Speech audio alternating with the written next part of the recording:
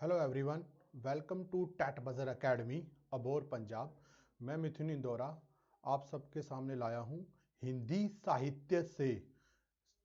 साहित्य से संबंधित एमसीक्यू। बहुत ही अधिक साथियों ये जो है प्रश्न रहने वाले हैं।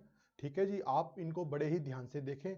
साथ ही साथ आप जो है हमारे मास्टर कैडर हिंदी का हिस्सा बनने के लिए आप हमें जो है इन नंबरों पर भी संपर्क कर सकते हैं। ठीक है, और साथियों ये जो एमसीक्यू है काफी महत्वपूर्ण है। हिंदी साहित्य के 4 भाग हैं, जैसे कि आदिकाल, भक्तिकाल, रीतिकाल और जो है आधुनिक काल। ये जो एमसीक्यू है आपको चारों के चारों कालों से, यानी कि आदिकाल, भक्तिकाल, रीतिकाल और आधुनिक काल से ही आपसे संबंधित जो है आपसे ये क्वेश्चन करवाए जाएंगे। ठीक है साथियों, साथ ही साथ आप हमें जो है हमारे व्हाट्सएप ग्रुप का फ्री हिस्सा बनने के लिए आप हमें जो है मैसेज कर सकते हैं इन नंबरों पर। ठीक है साथियों, तो आओ हम देखते हैं पहला क्वेश्चन जो है हमारे समक्ष, वो है हिंदी शब्द सागर संपादित ग्रंथ है। जो हिंदी शब्द सागर जो संपादित ग्रंथ है वो किसने संपादित किया था? ठीक है जी, ए ऑप्शन में हमारे पास है रामचंद्र शुक्ल, बी श्याम सुंदर दास, या सी हजारी प्रसाद द्विवेदी और डी डॉक्टर नगेंद्र। जो साथियों हिंदी शब्द सागर संपादित जो ग्रंथ है वो जो संपादित किया वो किया था बाबू श्याम सुंदर दास। तो बी ऑप्शन साथियों हमारा बिल्कुल राइट आंसर होगा। बी ऑप्शन सही है बिल्कुल, श्याम सुंदर दास। तो आंसर हमारा होगा श्याम सुंदर दास। ठीक है जी, नेक्स्ट है आलवार। ठीक है, वैष्णव की संख्या है, जो आलवार वैष्णव भक्त थे उनकी संख्या कितनी थी?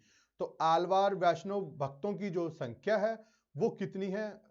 ए 9 थे, बी 10, सी 11 या डी 12। तो आलवार जो भक्त थे वो साथियों थे डी 12। तो डी ऑप्शन हमारा बिल्कुल राइट आंसर है साथियों। ये कितने थे? 12 थे।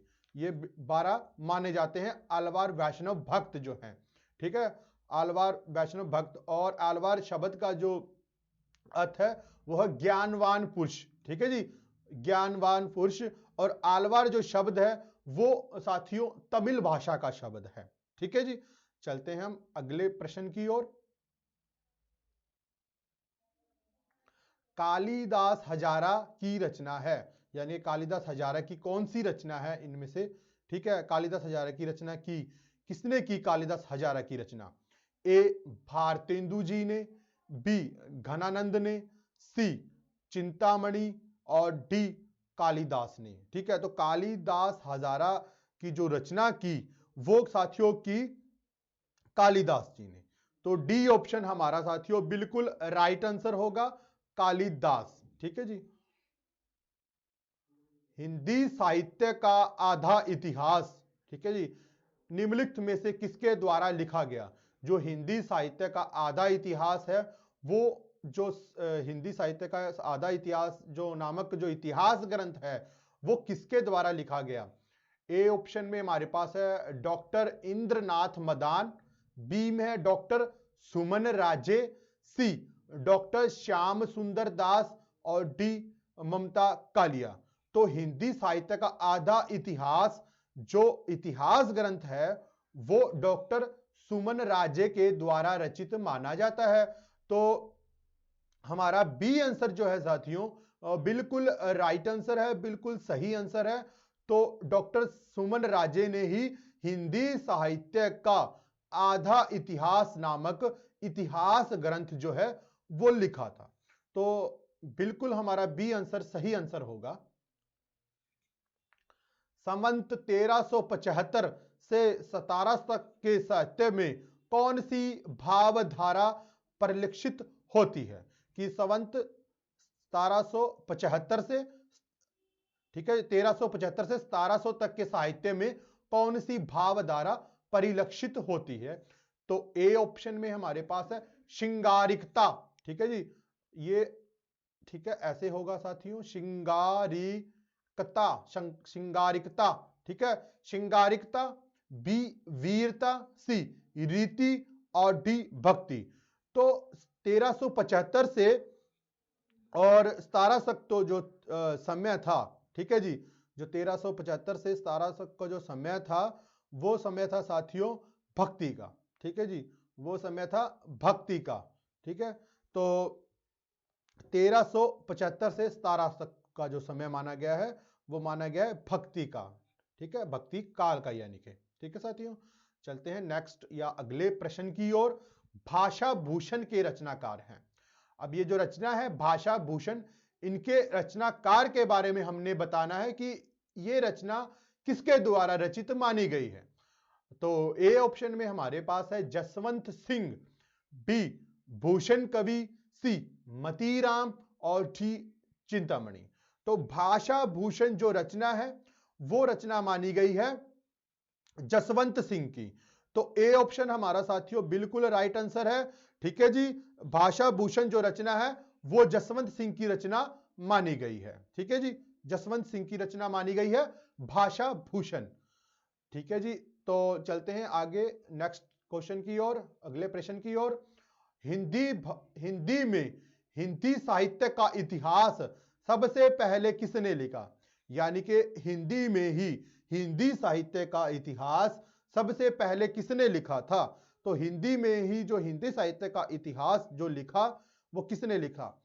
ए ग्रियर्सन जी ने, बी शिव सिंह सेंगर जी ने, सी गारता दत्तासी जी ने और डी रामचंद्र शुक्ल जी ने। तो हिंदी साहित्य का, ठीक है जी, हिंदी में हिंदी साहित्य का इतिहास जो है सर्वप्रथम जो लिखा वो लिखा शिव सिंह सेंगर जी ने, ठीक है जी। इनका जो इतिहास ग्रंथ है उसका नाम है शिव सिंह सरोज, शिव सिंह सरोज, ठीक है जी। और पहले पहल जो है ये 1878 में रचित है, परंतु कुछ त्रुटियां होने के कारण इसे पुनः जो है दोबारा पुनः यानी कि द्वारा प्रकाशित करवाया गया, ठीक है, प्रकाशित हुआ 1883 में, ठीक है जी। और भाषा इसकी थी हिंदी। तो आंसर भी हमारा होगा शिव सिंह सेंगर, ठीक है जी। शिव सिंह सेंगर ने शिव सिंह सरोज जो नामक इतिहास ग्रंथ है वो हिंदी भाषा में है, ठीक है जी, वो हिंदी भाषा में है, ठीक है। चलते हैं हम आगे की ओर। अगला प्रश्न हम देखते हैं कैसा है कि रामानंद की शिष्य परंपरा में आते हैं। अब रामानंद की जो शिष्य परंपरा है उसमें कौन आते हैं। ए में है रंगाचार्य, बी नाथ मुनि, सी रामानुजाचार्य या डी पुंडरीकाक्ष। तो रामानंद की शिष्य परंपरा में आते हैं वो कौन से कवि हैं। तो रामानंद की जो शिष्य परंपरा में जो आते हैं वो है सी ऑप्शन में हमारे पास है रामानुजाचार्य जी। रामानुजाचार्य जी जो है वो रामानंद की शिष्य परंपरा में आते हैं। आचार्य रामचंद्र शुक्ल ने किस कवि को कठिन काव्य का प्रेत कहा था। यानी कि आचार्य रामचंद्र शुक्ल किस कवि को जो है कठिन काव्य का प्रेत कहकर पुकारते हैं कि उनका जो काव्य है वो कठिन काव्यों से, कठिन शब्दों से परिपूर्ण था, ऐसा किसे कहा गया है। ए भूषण को कहा है, बी केशवदास, सी देव, डी पद्माकर।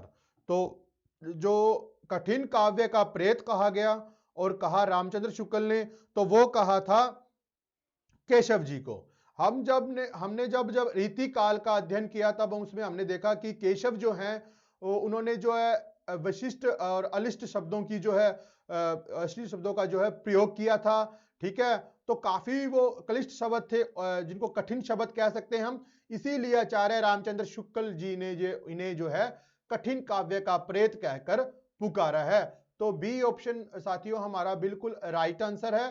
केशव दास को जो है कठिन काव्य का प्रेत कहा जाता है।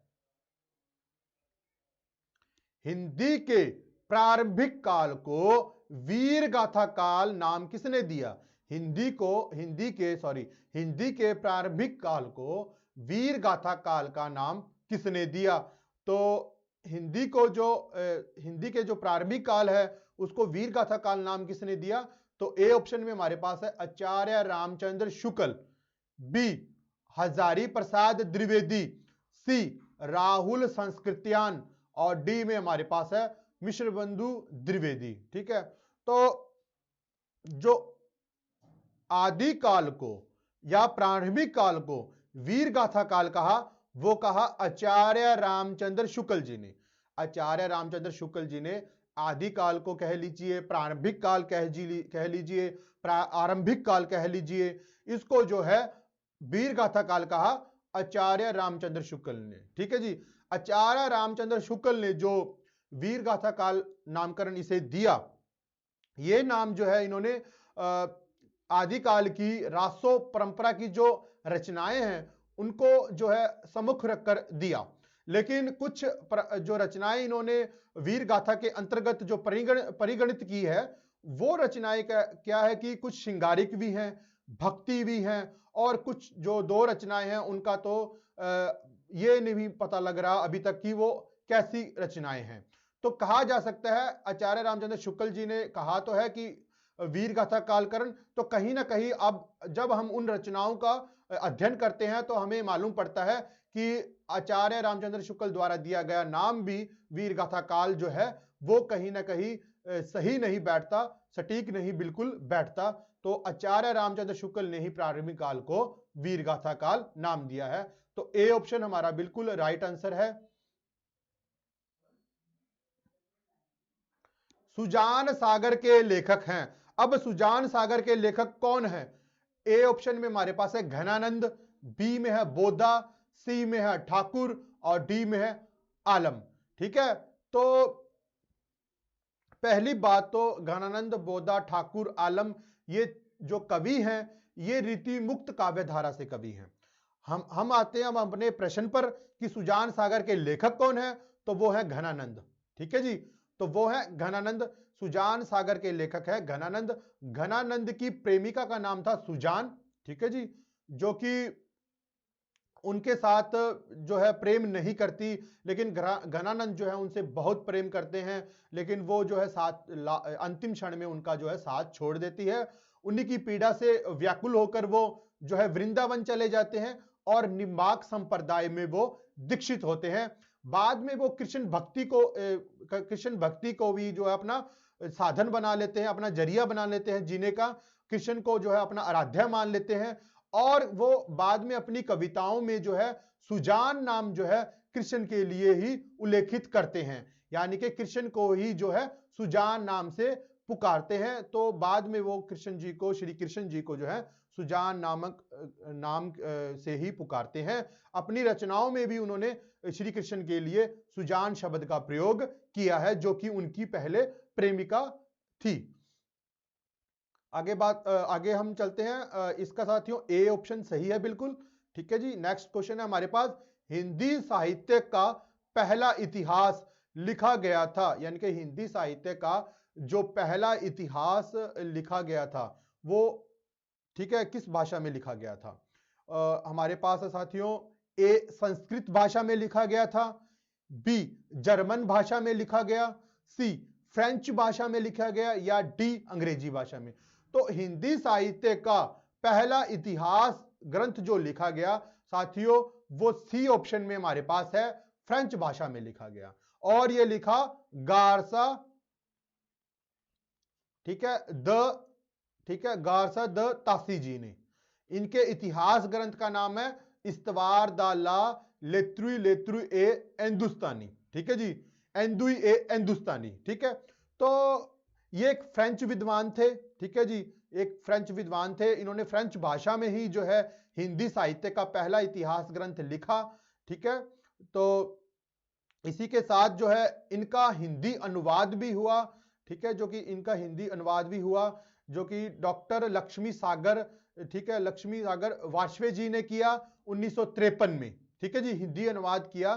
ठीक है, लक्ष्मी सागर वाजपेयी जी ने इनका हिंदी में अनुवाद किया, जो कि 1953 में किया। ठीक है, और ये जो है इस्तवार दाला लेतुर ए हिंदुस्तानी, ये गार्ता तासी जी का है और ये फ्रेंच भाषा में है, और यही जो है हिंदी साहित्य का पहला इतिहास ग्रंथ है, जो कि हमें फ्रेंच भाषा में देखने को मिलता है। ठीक है साथियों, तो हमारा जो प्रश्न है इसका सही उत्तर है हिंदी साहित्य का पहला इतिहास ग्रंथ लिखा गया, तो वो लिखा गया फ्रेंच भाषा में। शुद्धाद्वैतवाद दर्शन के प्रवर्तक हैं, यानी कि शुद्धाद्वैतवाद जो प्रवर्तक हैं, ठीक है, जो शुद्धाद्वैतवाद जो दर्शन है उसके प्रवर्तक कौन माने गए हैं? ए शंकराचार्य जी, बी मध्वाचार्य जी, सी भल्वाचार्य जी, या डी जो विष्णु स्वामी। तो शुद्धाद्वैतवाद दर्शन के जो प्रवर्तक हैं, ठीक है साथियों, वो है भल्वाचार्य जी। ठीक है जी, भल्वाचार्य जी जो हैं वो शुद्धाद्वैतवाद के जो हैं शुद्धाद्वैतवाद दर्शन के जो हैं प्रवर्तक माने जाते हैं। तो सी ऑप्शन हमारा साथियों बिल्कुल राइट आंसर है कि शुद्धाद्वैतवाद के दर्शन जो प्रवर्तक हैं वो भल्वाचार्य जी हैं। ठीक है जी। साथ ही साथ साथियों आप हमारे ऑनलाइन कोचिंग का हिस्सा बनने के लिए हमें इन नंबरों पर भी संपर्क कर सकते हैं।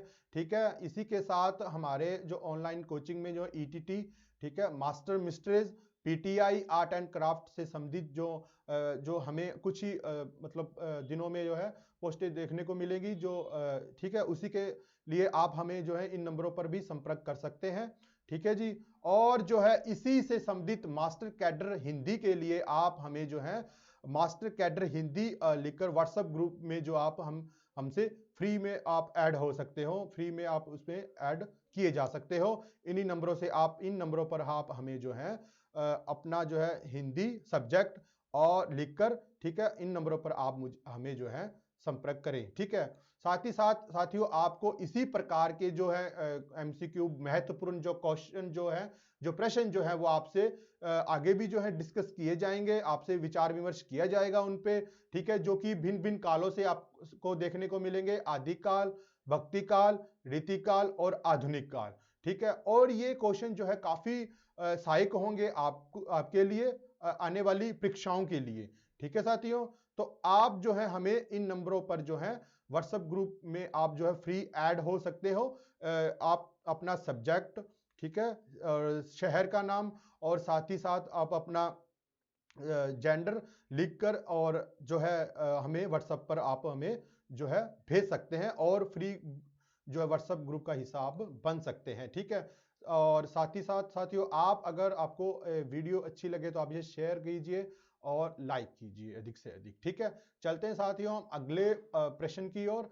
ठीक है, सॉरी, यानी कि मैंने आपको बताया कि साथ ही साथ आप हमें जो बनने के लिए, हमने व्हाट्सएप ग्रुप का हिस्सा बनने के लिए पहले आप अपना जो नेम है अपना वो, फिर आपने जो पेपर फर्स्ट जो सेकंड आपका हिंदी है, पंजाबी है या किसी भी तरह का आपका जो है वो लिखकर सिटी शहर का नाम मेल या फीमेल लिखकर टाइप करके आप हमें जो है इन नंबरों पर मैसेज कर सकते हैं। ठीक है, तो ऑनलाइन कोचिंग का आप हमसे जो है आप हिस्सा बन सकते हैं और आप आपसे हमसे जुड़ सकते हैं। ठीक है जी, मिलते हैं अगले प्रश्न, देखते हैं हम अगले प्रश्न पर। बिहारी सतसई पर फिरंगी सतसई नाम से फारसी भाषा में एक टीका लिखी गई, जिसका टीकाकार कौन है? ए ऑप्शन में फिराक गोरखपुरी, बी आनंदी लाल शर्मा, सी अमीर खुसरो और डी मिर्जा गालिब। तो बिहारी सतसई पर जो फिरंगी सतसई लिखी गई, ठीक है जी, जो बिहारी सतसई पर फिरंगी सतसई नाम से फारसी भाषा में एक टीका लिखी गई, वो लिखी गई थी आनंदी लाल शर्मा जोशी जी के द्वारा। ठीक है जी, इनके नाम के साथ साथियों जोशी भी लगता है, तो कहीं आप जो है भ्रम में ना रहें, आनंदी लाल शर्मा जो है बिल्कुल सही आंसर है। ठीक है, तो बी ऑप्शन हमारा बिल्कुल सही आंसर है कि बिहारी सतसई पर जो फिरंगी सतसई नाम से फारसी भाषा में एक टीका लिखी, तो वो लिखी आनंदी लाल शर्मा जी ने। इन साहित्य के इतिहास लेखकों का, हिंदी साहित्य के इतिहास लेखकों का काल क्रमानुसार सही क्रम क्या है? अब हमने साथियों जो काल क्रमानुसार इनका समय जो बताना है वो हमें देखना है कि कौन सा समय जो है बिल्कुल इनके क्रमानुसार सही और बिल्कुल सही जो है सीक्वेंस में आता है। देखते हैं हम, देखिए कि पहले हमारे पास है हजारी प्रसाद द्विवेदी ए ऑप्शन में, मिश्र बंधु, रामचंद्र शुक्ल, डॉक्टर रामकुमार वर्मा। बी में है डॉक्टर रामकुमार वर्मा, रामचंद्र शुक्ल, मिश्र बंधु, हजारी प्रसाद द्विवेदी, और सी में है हमारे पास रामचंद्र शुक्ल, मिश्र बंधु, हजारी प्रसाद द्विवेदी और डॉक्टर रामकुमार वर्मा। मिश्र बंधु, रामचंद्र शुक्ल, ठीक है, और राम कुमार वर्मा हजारी प्रसाद द्विवेदी। ठीक है, तो सही जो इसका क्रमानुसार है कवियों का, सॉरी लेखकों का या आलोचकों का, वो है डी ऑप्शन। पहले आएंगे हमारे पास मिश्र बंधु, फिर आएगा रामचंद्र शुक्ल, फिर आएगा राम कुमार वर्मा, ठीक है, ठीक है, फिर आएगा हजारी प्रसाद द्विवेदी। ठीक है जी, तो डी ऑप्शन हमारा जो है बिल्कुल राइट आंसर है जी। ठीक है, चलते हैं अगले प्रश्न की ओर। सूची का मिलान सूची से कीजिए, यानी कि पहली जो सूची है उसका दूसरी सूची के साथ आपने मिलान करना है। ठीक है, और कूट में सही उत्तर का चयन कीजिए। ठीक है, देखते हैं साथियों, शुद्धाद्वैतवाद। ठीक है जी, शुद्धाद्वैतवाद, तो शुद्धाद्वैतवाद, दूसरा है अद्वैतवाद, तीसरा है विशिष्टाद्वैतवाद और द्वैतवाद। ये सूची 1 है साथियों, इनका मिलान हमने सूची सेकंड से करना है। भल्वाचार्य जी, शंकराचार्य जी और रामानुचार्य जी और मध्वाचार्य जी।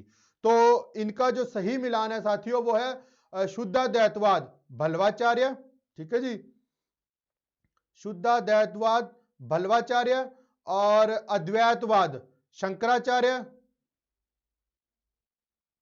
विशिष्टाद्वैतवाद, ठीक है साथियों, वो है रामानुचार्य, और द्वैतवाद तो साथियों ये है मध्वाचार्य। ये साथियों बिल्कुल जो है सीक्वेंस में है कि शुद्धाद्वैतवाद भल्वाचार्य जी द्वारा सिद्धांत है, अद्वैतवाद शंकराचार्य का सिद्धांत है, वशिष्ठाद्वैतवाद रामानुचार्य का सिद्धांत है, और द्वैतवाद मध्वाचार्य जी का सिद्धांत है।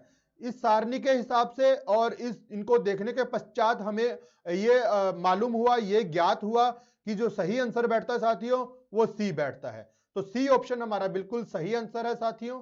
चलते हैं नेक्स्ट नेक्स्ट क्वेश्चन की ओर, प्रश्न की ओर।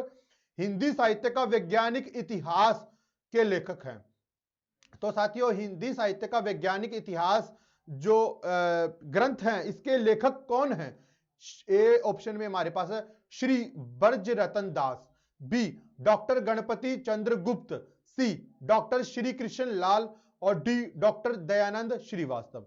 तो हिंदी साहित्य का वैज्ञानिक इतिहास ये है डॉक्टर गणपति चंद्र गुप्त जी का, जो कि 1965 में रचा गया। ठीक है जी, 1965 में रचा गया जो हिंदी साहित्य का वैज्ञानिक इतिहास, ठीक है, डॉक्टर गणपति चंद्र गुप्त के द्वारा। ये जो है इसमें वैज्ञानिकता है इतिहास ग्रंथ में, ठीक है, सटीकता है और यथार्थ देखने को मिलता है, इसीलिए इसका जो नाम है हिंदी साहित्य का वैज्ञानिक इतिहास गणपति चंद्र गुप्त, और 1965 में ये रचाया गया। ठीक है जी, आगे चलते हैं हम। भूषण रीतिकाल की किस काव्य धारा के कवि हैं? जो कवि भूषण है वो रीतिकाल की किस काव्य धारा से कवि जो है संबंध रखते हैं?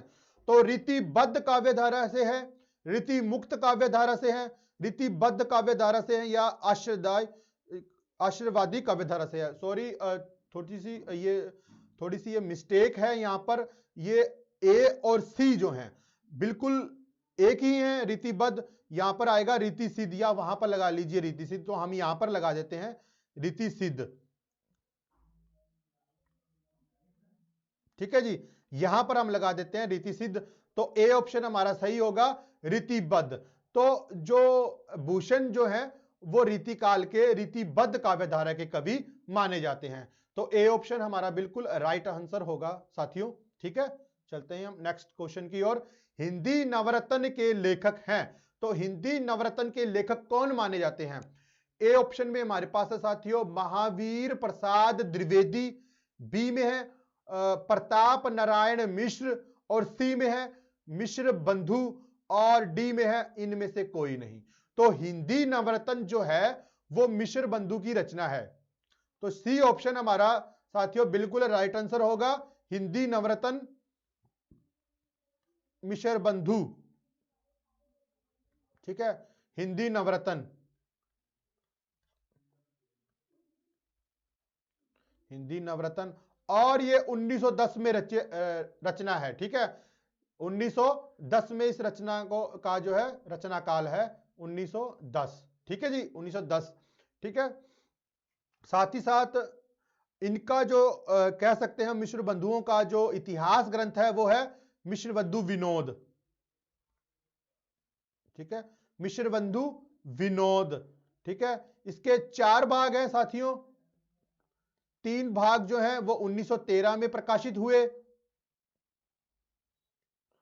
ठीक है, और चतुर्थ भाग जो है इनका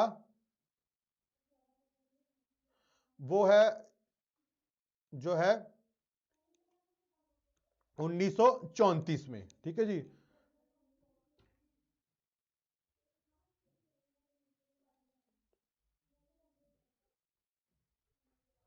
ठीक है साथियों, कह लीजिए कि जो चतुर्थ भाग था या चौथा भाग था इनका वो था 1934 में। ठीक है जी, अद्वैतवाद के प्रवर्तक कौन थे?